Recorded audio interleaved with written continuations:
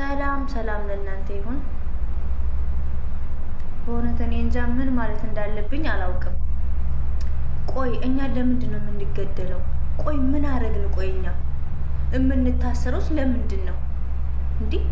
እነሱ እኮ በይፋ ወጡ ገና እንገላቸዋለን እየፎከሩ ማለት ነው። እስቲ እፎይ ቤት ገብታችሁ ስሙ እስቲ ከምር እየተባሉ እነሱ ያልተገደሉት ምንም ፍትህ ያሉ ሰዎች ለምንድን ነው የምታስሩት? ለምንድን ነው የምታፈኑት?